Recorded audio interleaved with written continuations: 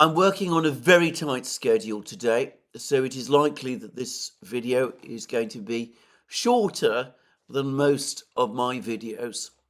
Some of you, no doubt, will consider that a blessed relief. Others might be disappointed. In either case, my apologies.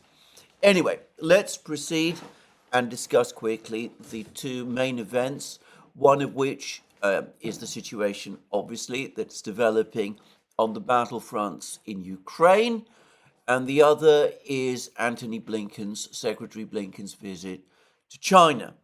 Let's start, first of all, with the situation on the battlefronts in Ukraine. Now, to reiterate again, I've made this point many times. It is the war in Ukraine, which is the major international event, which is shaping the entire geopolitical geography around the world at the moment. No war has been so important in affecting the entire geopolitical environment, arguably since the end of the Second World War. But you could make a case that the war in Vietnam, had a similar importance. But anyway, it is this war, the war in Ukraine, that is the key event that is taking place today. You can see that from the conduct of Western governments, the United States government, the German government, other governments. You can see that also from the way in which events take place in the United Nations. And you can also see this in the relationship, the evolving relationship between China and the United States. But let's deal firstly with the military situation. Now, yesterday I said that it was a confirmed fact, confirmed by Ukrainian sources as well, that Ocheretino has now been fully captured by the Russians. The Russian Defense Ministry, as it usually does, has delayed confirmation of this, but I suspect we will get that within the next few hours, probably later today. And in the meantime, we also have reports, and in fact these appear to be confirmed reports from many sources, that the Russians are now in full and undisputed control of the village of Novobakhmutivka, further south. That was the situation as it had evolved when I did my program yesterday. I mentioned that there were reports that the Russians have also captured this village to the west of Novobakhmutivka, the village of Solovyova. This morning, I saw reports pouring in from multiple sources, Russian and Ukrainian, which appear to confirm that Solovyova has fallen as well. All the Ukrainian troops in this area apparently have retreated to a village further to the west called Sokol. So the Russians are now in control of three villages, are in clear control of three villages, Ocheretino itself, Novobakhmutivka, and Solovyova. There are also reports that the Russians have captured a belt of territory, or perhaps, I'm going to say, not captured, occupied a belt of territory south of Novobakhmutivka. I cannot imagine that by this point in the fighting, there are any or many Ukrainian soldiers, or were many or any Ukrainian soldiers occupying these fields, which clearly no longer have any military significance. We have not heard further news about the situation in Berdichi, further to the south, but I think it is extremely likely that the Ukrainians have pulled out fully from Berdichi, and if they haven't done so, they're going to have to pull out very soon or find themselves trapped in Berdichi, which I cannot imagine that they wish to do. Now, there are also there were reports starting to trickle through yesterday, and they have been further elaborated this morning. They're coming now exclusively from Russian sources, that the Russians have advanced north from Ocheretino and have entered the village of Arkhangelskoye to the north. I mentioned those reports yesterday.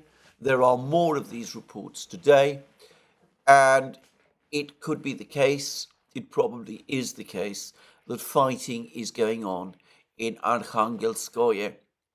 Now, Arkhangelskoye lies between Ocheretino and the villages of Novokalinovo and Keramik further to the east. The Russians have been attacking these two villages, Novokalinovo and Keramik, for some time. There are multiple reports that they occupy a significant part of Novokalinovo. It seems that so far they haven't started on Keramik. There are alleged to be 2 Ukrainian brigades operating in this area, trying to defend positions in Novokalinovo and Keramik, and trying to hold back further Russian advances from the south, from Avdiivka and the village of Krasnogorovka that the Russians have controlled from some time. And a number of people, but most importantly, Dima at the Military Summary Channel, is suggesting that there is now a real possibility, a real danger that these 2 brigades might find themselves encircled if the Russians do capture Arkhangelskoye and also Keramik, and are able to close what would in effect be a cauldron around these 2 brigades. Now, we're not at that stage yet. I think it is inconceivable that even General Syrski and President Zelensky would allow 2 entire brigades of the Ukrainian army, perhaps 4,000 men in total, to be trapped in a cauldron in this way. So at some point, probably within the next few days, perhaps if the situation in Arkhangelskoye is becoming critical in the next few hours, it is likely that the Ukrainians will order these troops in this area to retreat, abandoning Novokalinovo and Keramik to the Russians. That would be the logical thing to do. Of course, logic is not what the Ukrainian command always does. Another possibility, of course, is that they could try to send reinforcements to the area, that they could try to send reinforcements to Arkhangelskoye and to Novokalinovo and to Keramik, and try to hold these positions even as the Russian pincers start to close. That would be an absolutely disastrous mistake, with the Russian forces operating in an incredibly aggressive manner in this area, and apparently in overwhelming force, and with the Russian Air Force also operating extremely aggressively in this area. But if it is what the Ukrainians decide to do, it would be completely in character. That would, of course, set up a situation for another meat grinder, a relatively small one, it must be said. It might delay the capture of these 3 villages, Arkhangelskoye, Keramik, and Novokalinovo, by perhaps a few weeks. But the price the Ukrainians would pay would be extremely high.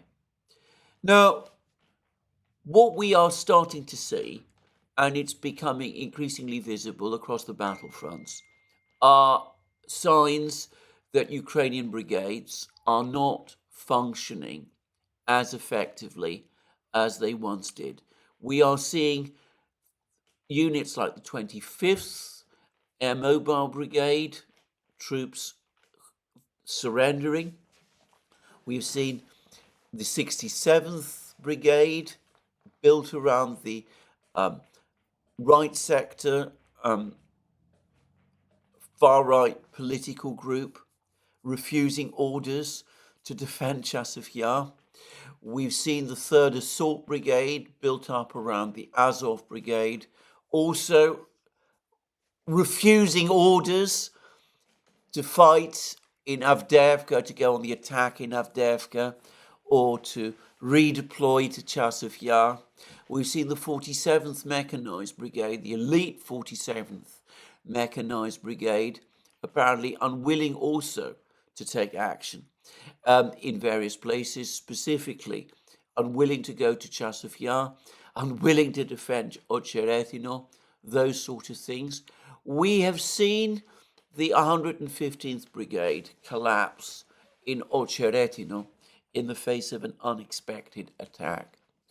Now, all of this suggests growing war weariness on the part of the Ukrainian soldiers, but it also perhaps is a reflection of the fact that the best, most motivated soldiers with which Ukraine started the war, and their NCOs and junior officers, the officers and NCOs and soldiers that Ukraine trained and built up in the 8 years between the 2014 crisis and the 2022 crisis. It points to the fact that losses amongst these officers, NCOs and soldiers have been extremely high, that Ukraine therefore has lost a large proportion, perhaps the bulk of its best men, and that even elite brigades are now becoming diluted by far less well-trained, far less motivated troops who have been hurriedly conscripted and thrown into the battle, often without the necessary training. And this perhaps reflects the increasingly panicky behavior of Ukrainian military units that find themselves coming under severe Russian pressure. This is not to deny, by the way, that the pressure that the Russians are now exerting is much greater than we have seen previously in earlier stages of the war. If we go back to the fighting in 2022, for example, the Russians at that time already had a very, very significant firepower advantage, but it was a firepower advantage based on artillery. Today, of course, they're also able to deploy huge numbers of drones, and there is no argument any longer that they have an advantage in drone warfare. And they also, of course, have complete aerial dominance, and they're able to bomb Ukrainian positions with these huge bombs, the Fab 250s and Fab 500s and Fab 1500s, and perhaps before long we'll be seeing the Fab 3000s joining in as well.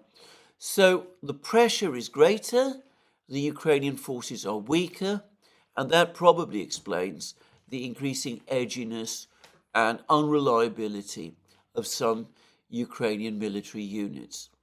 So pouring more men into meat grinders, into places between Novokalinova and Keramik and Arkhangelskoye and Ocheretino is only likely to aggravate that problem, to the extent that these units that are going to be poured into these positions are less well trained than the other units that Ukraine has already sacrificed.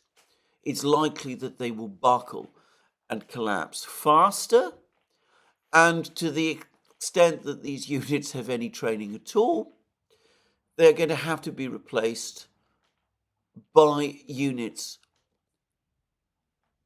cobbled together by the Ukrainians, by the Ukrainian authorities, with even less training and even lower motivation.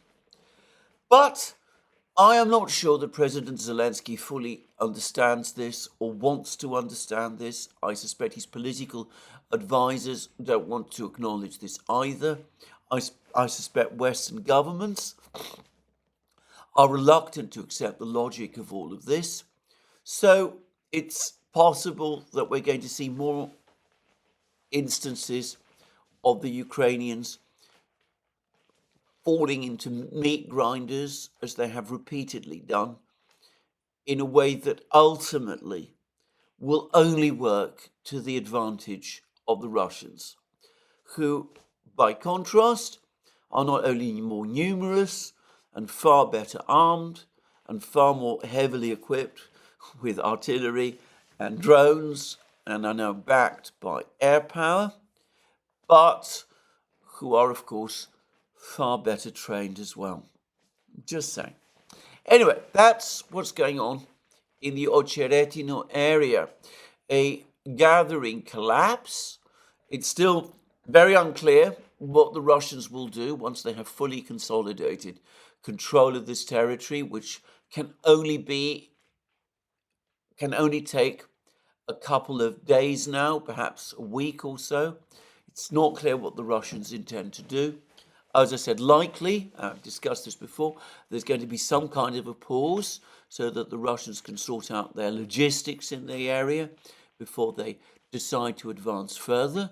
For the record, my own impression is that Russian losses in this fighting in the Ocheretino area have been very light because of the speed of the Ukrainian collapse. So the problem is not one of shortage of troops, but obviously supplies will have to be brought up in order to reinforce and ensure the proper supply of any further advances. So we'll have to wait and see what exactly it is that the Russians intend to do. Anyway, that's the situation in the Ocheretino area. As I say, it's likely that BITCHUTE has also fallen. No doubt the Russian Defense Ministry will update us soon about that situation as well. The Russians are already fighting around Netailovo and Umanske and Krasnogorovka. They have effectively collapsed the line on which these three villages are located through their capture of Ocheretino.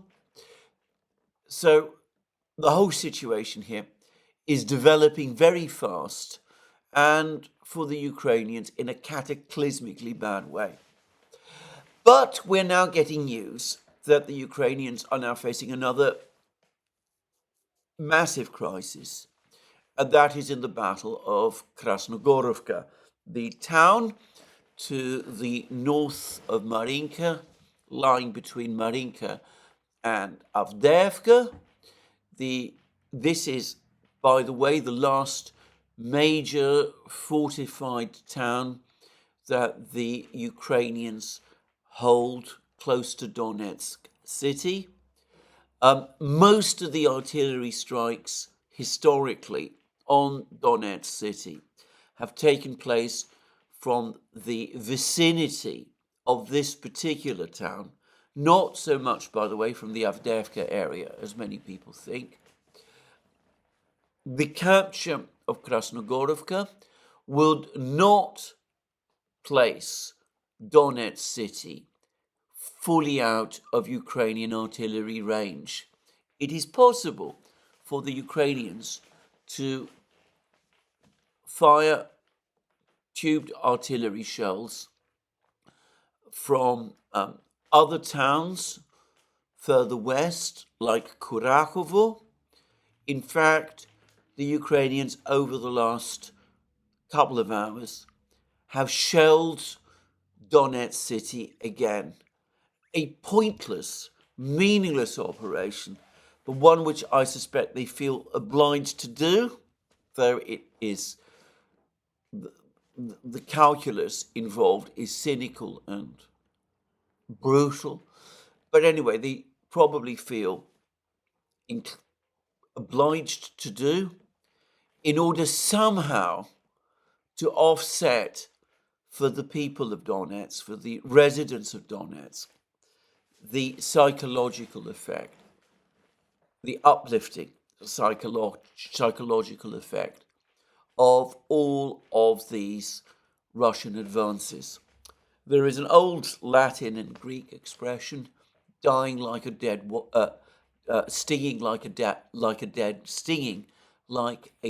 wasp. And I have to say, these continued artillery strikes on Donetsk city have something of that quality about them, at least to me. But anyway, once Krasnogorovka falls, then the situation with artillery strikes on Donetsk city will undoubtedly become much easier. As I said, artillery strikes will still not be impossible, and it will take a while before rocket and missile strikes on Donetsk city become impossible also. But those artillery strikes will probably decline in frequency. Anyway, let's discuss what's going on in Krasnogorovka, because the events here are becoming, again, increasingly dramatic. Now, I've discussed in many programs how the fall of Pervomaisky further north and the control by the Russians of the village of Nevolskoye, also to the north of Krasnogorovka, that the combination of Russian control of these two places places the supply lines to Krasnogorovka in jeopardy. And I've thought to myself that it would be logical that the Ukrainians would recognize that fact and would withdraw from Krasnogorovka. Well, again, my expectations about this, and indeed my hopes about this, because again, to make it clear, deploying troops and keeping them in Krasnogorovka seems to me like an extremely bad idea.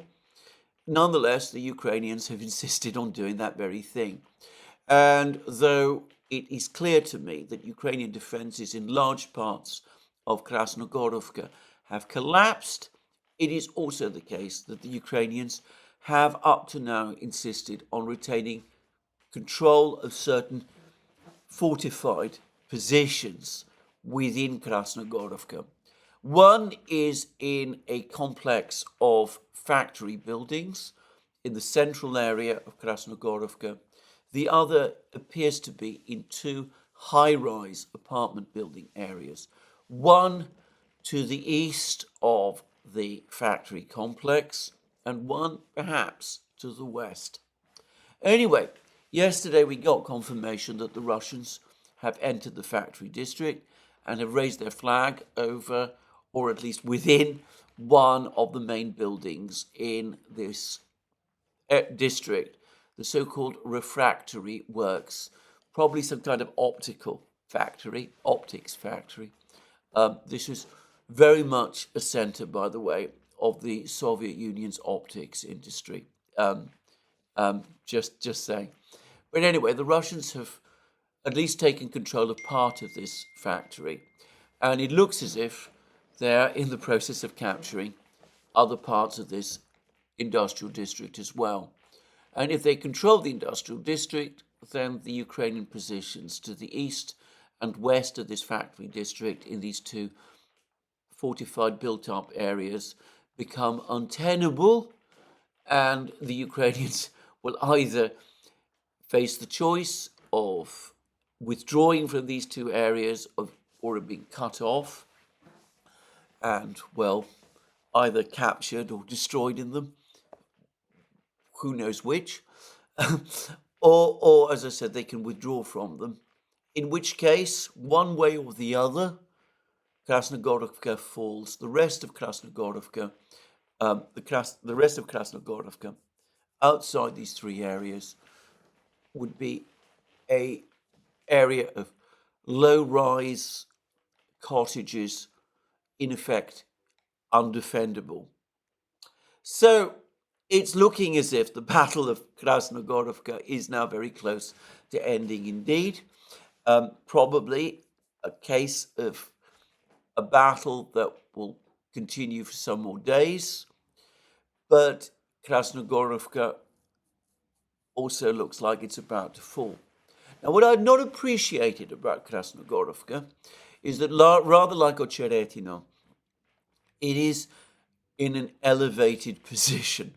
Now, a member of the community, Duran community, has immensely helpfully provided me with a topographical map of this area and provided me with information about the altitude above, or at least the height above sea level of some of these places. As I suspected, we're not talking here about mountains or anything of that kind. Claim that one of these places was 250 meters that I saw above sea level is obviously absurdly wrong. But some of them, nonetheless, are fairly high elevations, or at least reasonably high elevations by the standards of this somewhat flat region. Ocheretino is about, as I understand it, about 650 feet above sea level. Krasnogorovka, rather less, but in any event, both are located on high ground relative to the territories around them. And that does give the Russians an advantage. It gives the Russians an advantage, for example, if they want to push on from Ocheretino in all sorts of directions. And it also puts the Russians in an advantage if they want to push on from Krasnogorovka towards, say, Kurachovo. It makes Ukrainian defenses much more difficult. It's rather like the situation back in 2022 when the Russians captured the village of Popaznaya in Lugansk region, which gave them a position on relatively high ground, which provided an advantage to them, which they succeeded in exploiting in order to expand significantly their areas of control. So there we go, Krasnogorovka. Now the Ukrainians in a very difficult situation. Again, for the record, I suspect that the Ukrainians will take the decision ultimately to withdraw from Krasnogorovka. If they make the disastrous mistake that they made in Bakhmut and Avdiivka and try to reinforce their positions in Krasnogorovka, then they will only be sending their troops into another meat grinder, yet another meat grinder. The quality of their troops seems to be declining, and that decline will accelerate if they sacrifice more of their troops in that sort of way. Anyway, a major operational crisis, therefore, one developing rapidly. Now, there are other places where things are also going on. There was a lot of reports yesterday, for example, that the Russians have entered the village of Urozhaine in the Vremivka salient area. Again, it's been suggested that the Vremivka salient, this particular village, they capture this particular village and they capture Staromayorsk, the other village, just close to it, then that would, in theory, put them in a position where they could also advance northward and undertake more encirclement operations. I have to say, all of that looks a little far-fetched to me, but there we go. By the way, and for the record, the village or settlement, rather, small town on a elevation in this area is Volnovacha, which the Russians captured in 2022 and which the Ukrainians have never succeeded in recapturing. Just so. Anyway, there we are. So some, fighting of various kinds taking place there. There's probably there is in fact definitely a lot more fighting going on in Chasiv Yar. The Russians have built up significant forces in Chasiv Yar. We're getting reports also that the Ukrainians, desperate to avoid the collapse of Chasiv Yar, have been sending reinforcements to Chasiv Yar to hold back any Russian advance on Chasiv Yar. That cannot change the situation in the micro-district to the east of the canal. That is effectively cut off already. It is only a question of time. I'm not going to try and guess how much time before the micro-district also collapses. But anyway, the Ukrainians determined, obviously, to make a fight for Chasiv Yar, which obviously also stands on an elevation relative to other positions further west, like Konstantinovka, for example. Now, here again, we see another meat grinder starting to take shape. The Russians are bombing Chasiv Yar around the clock. And of course, the more Ukrainian troops enter Chasiv Yar, the heavier the losses inflicted upon them are going to be.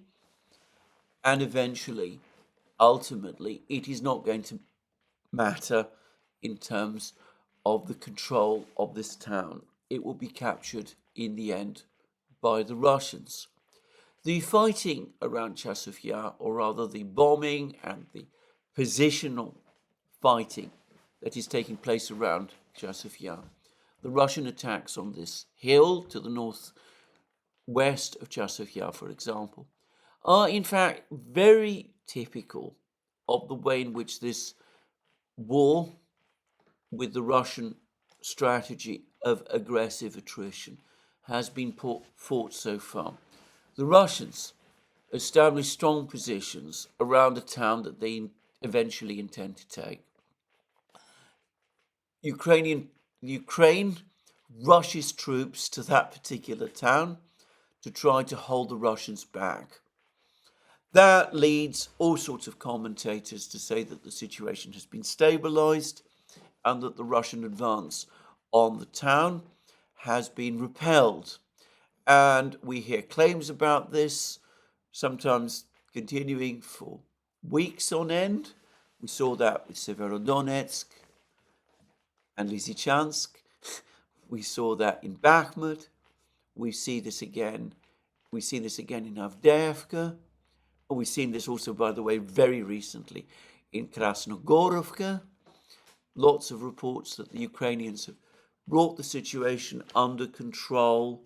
There were reports some weeks ago, if you remember, that the Ukrainians had actually pushed the Russians out of Krasnogorovka, out of a district of Krasnogorovka that the Russians captured. In reality, what happens is that the Ukrainians move in, the Russians shell them, and now increasingly bomb them. The fortified positions that the Ukrainians use are systematically destroyed. Large numbers of Ukrainian troops are killed or wounded. The ultimate situation in the town starts to get worse, and then still worse, and eventually becomes catastrophic. Then the Russian attack happens, and the collapse comes fast. That's what I predict we're going to see in Chasiv Yar as well. The Ukrainians have talked themselves into a belief that the Russians have some plan to capture Chasiv Yar before either the Orthodox Easter holiday on the 4th and 5th of May, or on the Victory Day celebrations on the 9th of May. The fact that the Russians have never conducted military operations at any time over the course of this war on any such political or theological timetable never seems to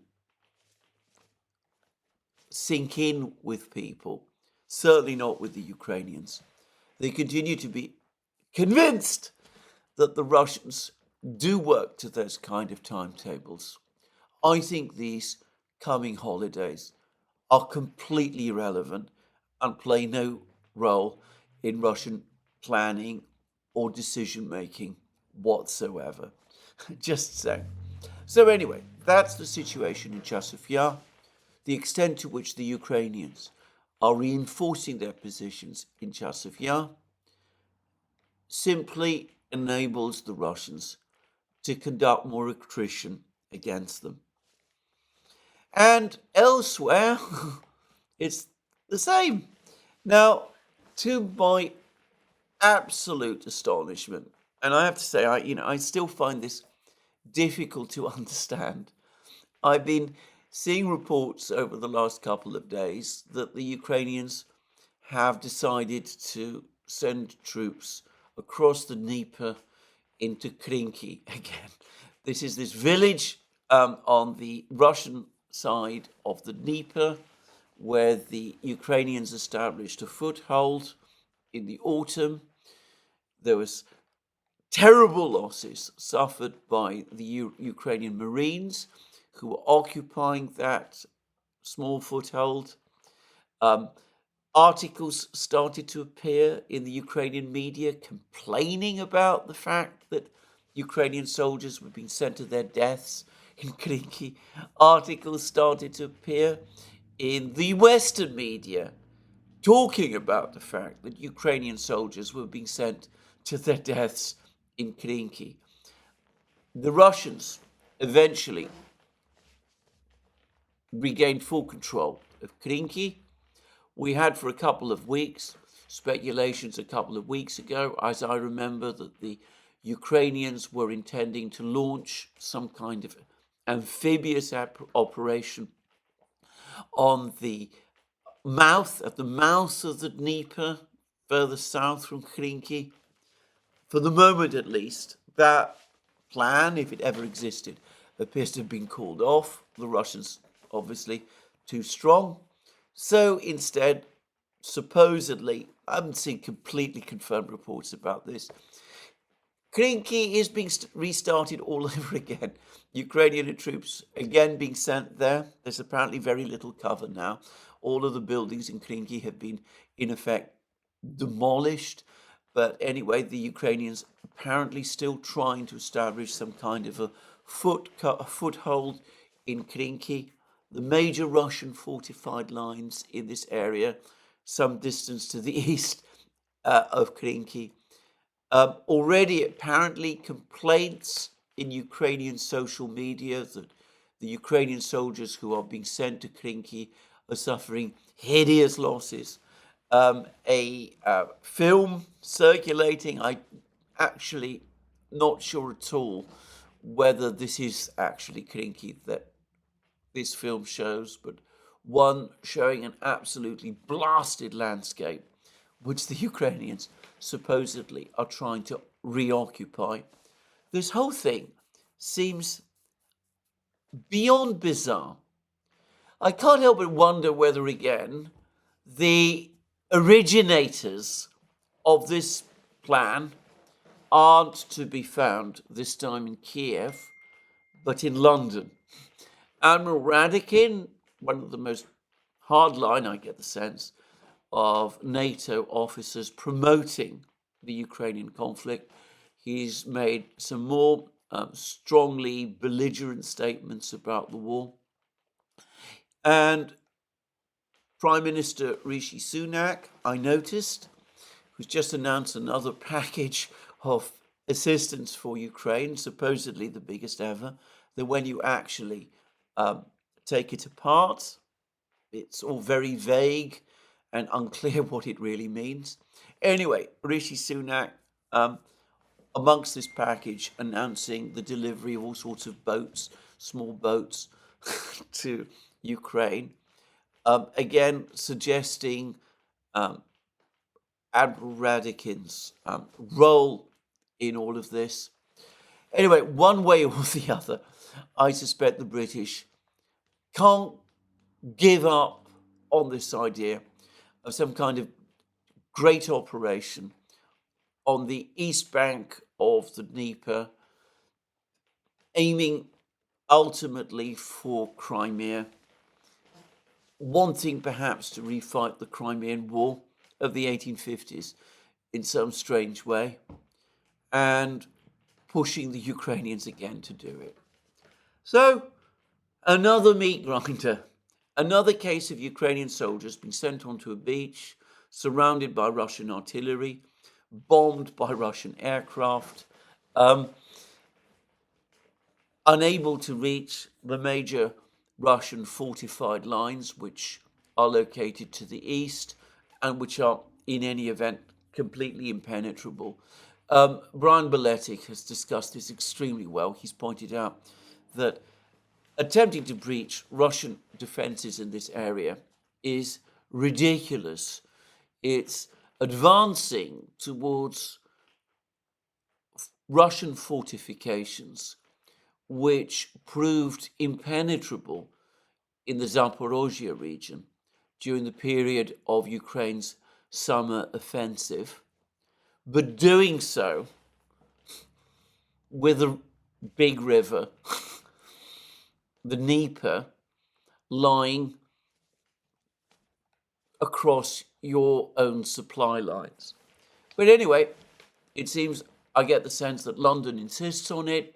The Ukrainians feel they have no sense but to do it. More Ukrainian lives. Troops from the 4 Marine brigades, some of the best troops Ukraine still has, their lives again being sacrificed and thrown away on an operation which has no prospect of success. Now, I've seen suggestions that this Krinky operation, if it really is taking place, and I'm not fully convinced that it is, that this is all part of some strategy to divert Russian forces away from the breakthrough in Donbass, in Ocheretino, or wherever. I cannot really believe that this is so. I think that the Russian forces are now so strong and are now recognized as being so strong that the Russians probably have more than enough troops in the Zaporozhye and Kherson and Crimean areas to be able to contain this attack without having to redeploy forces from the locations where they really want to advance, which is, of course, Ocheretino, Chasiv Yar, and perhaps ultimately Kharkiv region. In fact, the only party that is diverting forces is Ukraine. It is diverting forces, 4 Marine brigades to be precise, from areas where they might actually make a difference to one where they won't and will suffer extremely heavy losses instead. Now, to get a sense of how pointless this operation is, of how wasteful in time and resources it is, consider something else.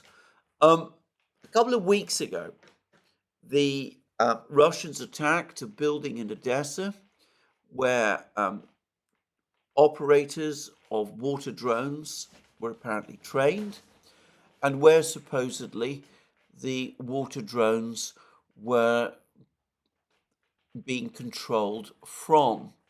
Supposedly, a large number of these operators and their instructors were killed, and there were rumors, never confirmed, that British instructors and perhaps operators were killed there as well.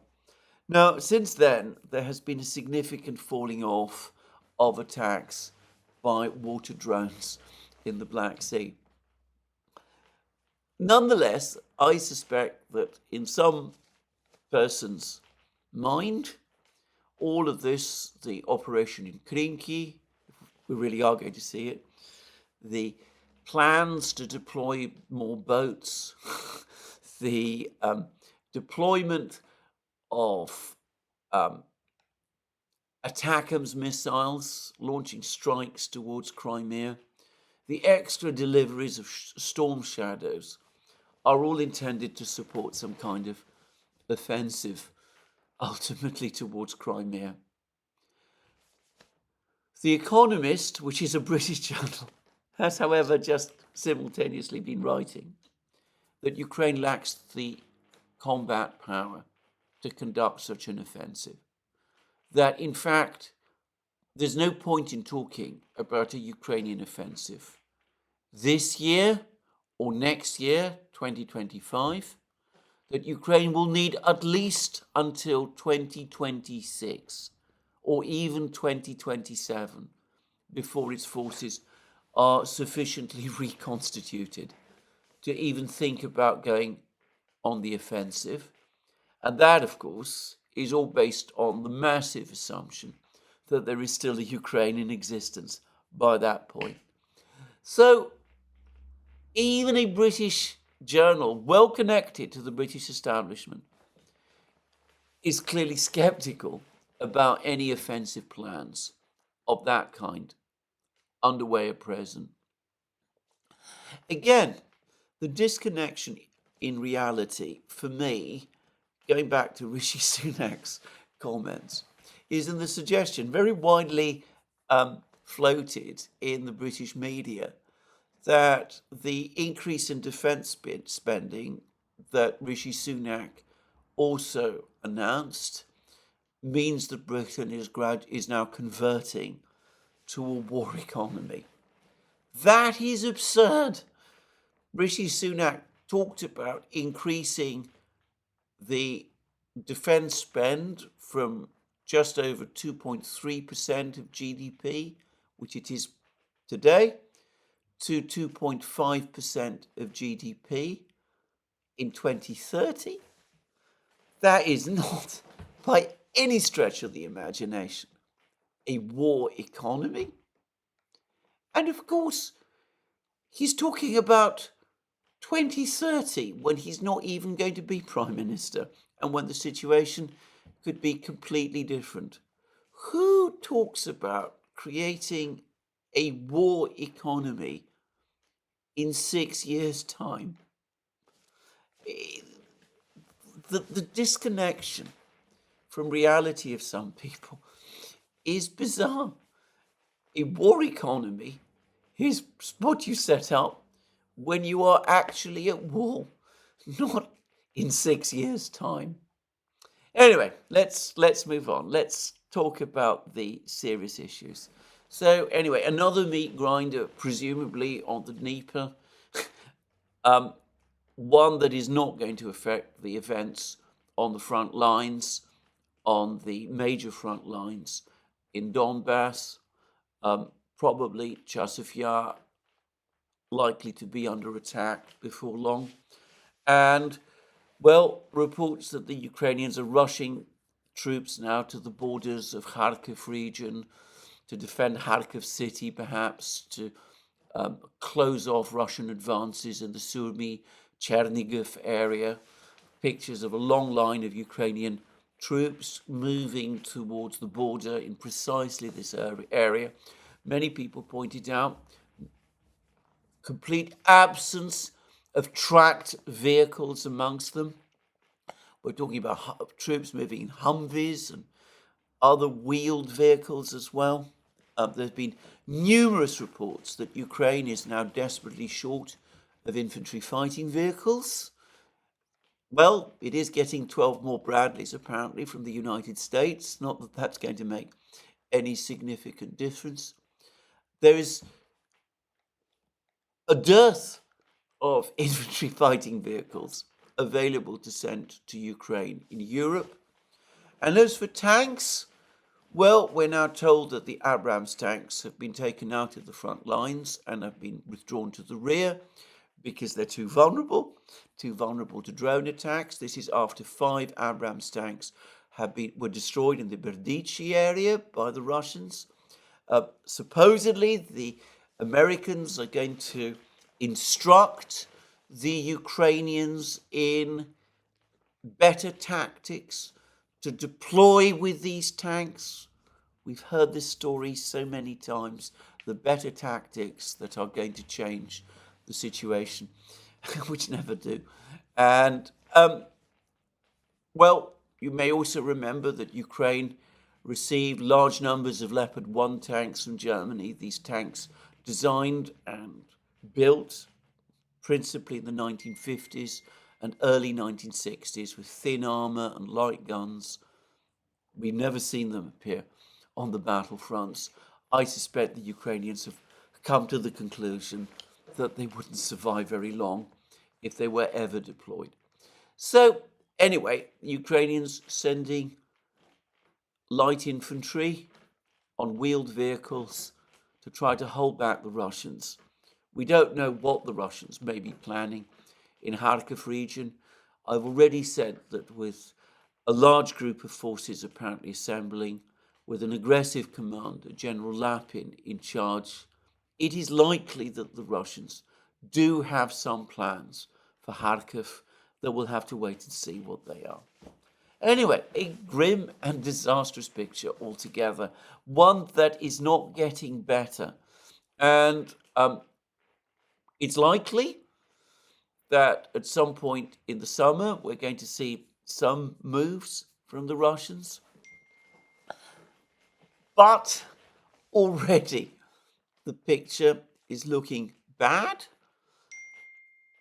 People who argue otherwise are not, in my opinion, being realistic or taking into account the events that have been happening, especially in the Avdiivka area, where, as I said, we're seeing more and more signs of a Ukrainian collapse, and whereas we've also seen Ukrainian troops appear to be becoming increasingly disobedient and in some cases straightforwardly mutinous. Anyway, that's the situation in Ukraine. The single biggest event, as I said, in the conflict up to now.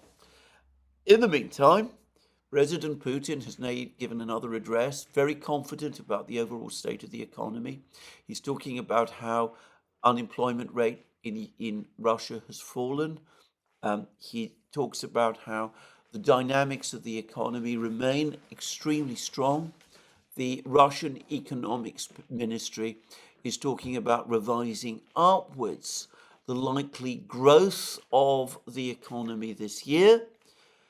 I would say, now this is just a mention in advance, those who believe that because there was economic growth of almost 8% in February and probably that amount in March, that we're going to see economic growth in Russia of 7 to 8% this year. That is certainly wrong. What happened in Russia was that last year, around June, the economy suddenly surged forward. And what we're seeing at the moment from the economic figures is the increase in production in any 1 month over and above the level in production or in economic activity in the same month last year. When we reach June, the difference between the June figure this year and the June figure last year is going to be less flattering than the one that we saw in January, February, and before long, I suspect, March. So some people will no doubt immediately rush off and say that there's been a major decline in Russian economic growth in June. In fact, economic growth remains strong and steady, and economic activity is probably growing at roughly the same level as it has since the start of the year. All we will see, is a statistical response, what is sometimes referred to as the base effect. The same is going to happen, by the way, with inflation. We're going to see a fall in inflation over the course of the next few months, headline inflation, over the course of the next few months. That doesn't necessarily mean that prices are rising at a slower rate, though they probably will start to grow at a slower rate before long. Again, it'll be a product of the base effect. Just as economic activity jumped in Russia halfway through last year, so did inflation also. And since when drawing up inflation statistics, governments typically compare the rate of price increase in any particular month with the same month in the previous year. Because of the base effect, we will see Russian headline inflation probably fall. But nonetheless, the overall point is that Russian economic activity remains extremely strong. So Putin delivering a very optimistic picture of the economic situation, and the Russians in general very unfazed by the Western deliveries of weapons to Ukraine. As I discussed in my program yesterday, based on the analysis by Dr. Jack Rasmus, it is likely that, in fact, the greater part of the weapons that Ukraine was allocated under the $61 billion package have already been supplied, and we're going to see a fall off in supply of weapons from this point on, at least for the rest of this year. But anyway, let us now switch to China, where, of course, we've had a meeting between Secretary of State Blinken and the Chinese Foreign Minister Wang Yi. And, well, it turns out that Xi Jinping agreed to meet Secretary of State Blinken after all. Now, I do not yet have an English language readout from the Chinese of Blinken's meeting with Wang Yi. That would have been the substantive meeting. It was undoubtedly an extremely tough meeting. Reports are pouring in from China that Wang Yi took an exceptionally hard line and basically rebuffed all American warnings of further sanctions against China if the Chinese didn't rein in their trade with Russia. But in the classic hard cop, soft cop game that the Chinese also like to play, after the tough meeting with the hard man, Wang Yi, Blinken was brought in front of the soft man, Wang Yi's boss, Xi Jinping himself. And the Chinese have provided a readout of that meeting. And it's actually a very interesting readout. And in it, the Chinese say that Xi Jinping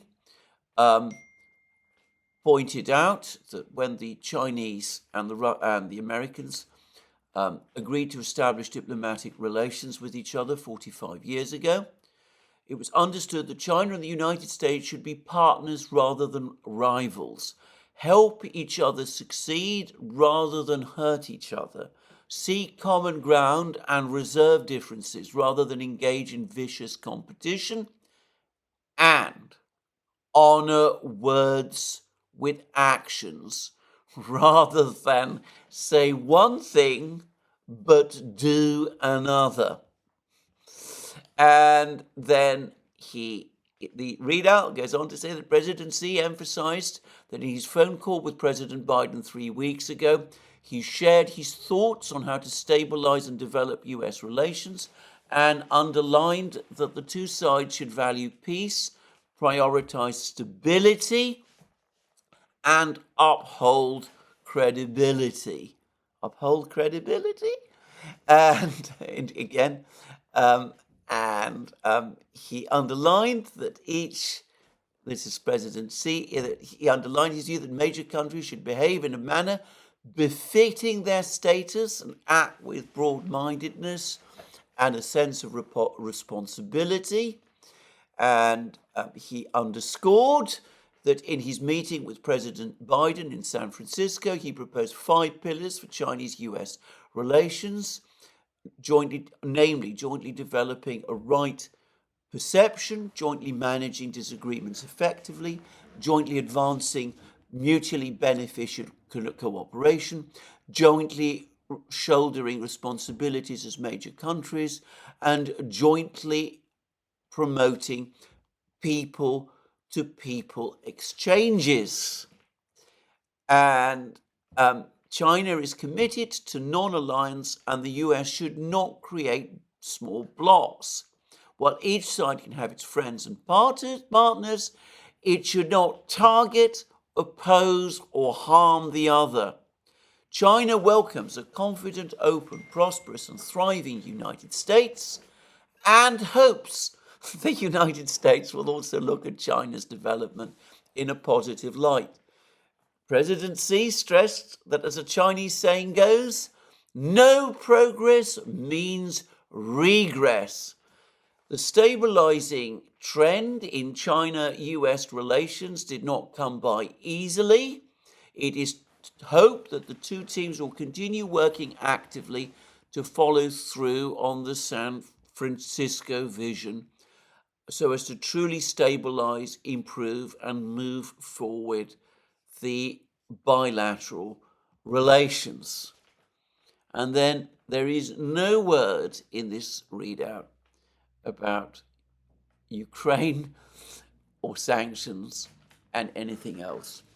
Well, it is not difficult to see that Xi Jinping read Blinken a lecture. He told him that you tell us one thing, you do another. We want a stable relationship with you. We're not seeking to make you less prosperous and successful than you might be, but you seem to be trying to do the opposite to us. If relations between us do not improve, then by definition, what is going to happen is that they're going to worsen. And what you are doing is you are causing our relations to worsen by pursuing an anti-China policy. To go back to the specific words, no progress means regress. Now, given that we're talking about Xi Jinping, who is, by the way, contrary to his reputation in the West, an extremely polite man, especially when he deals with foreign leaders, though there have been moments, as famously happened on one occasion with Justin Trudeau, when he can let his annoyance show. When we are dealing with Xi Jinping, very much in the Chinese style, Xi Jinping expressed himself in very measured and polite words. Whether Blinken understands the points that Xi Jinping is making, which are quite clear when you read the readout, I don't know. But effectively, what Xi Jinping is saying is, look, we're not going to be intimidated by your threats. If you want to go down the route of sanctions, so be it. We will respond. It's not what we want. It's not where we want to go. You are wrecking the relationship. That is not our responsibility. But we're certainly not going to compromise our positions because of you. And I'm going to guess that Wang Yi set out the same message, though a lot more forcefully. Now, the key issue here is credibility. Xi Jinping has made this point before, and it's clear that for him, as indeed, by the way, for Putin, it matters. He doesn't like the Americans coming along repeatedly and telling him one thing and doing another. He says this again in his readout, and well, we find these words in the readout. Parties should honor words with actions rather than say one thing but do another.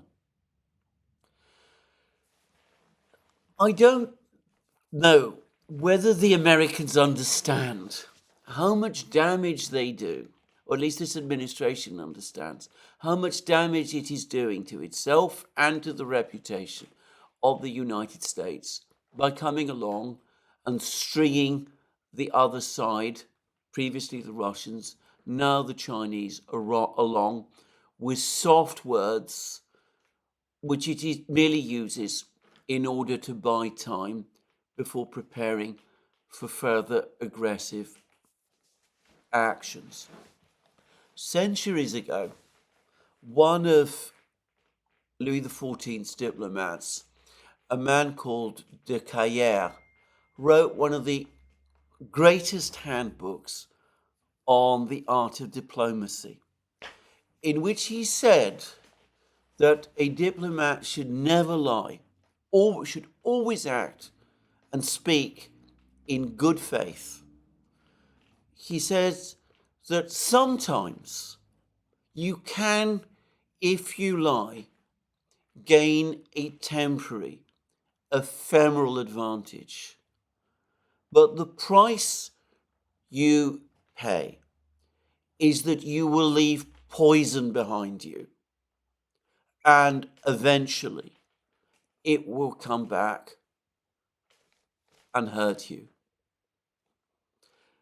Well, de Caillères is obviously right, but it seems that President Biden and Secretary Blinken have decided to rewrite the way in which diplomacy is conducted, with the results that we see.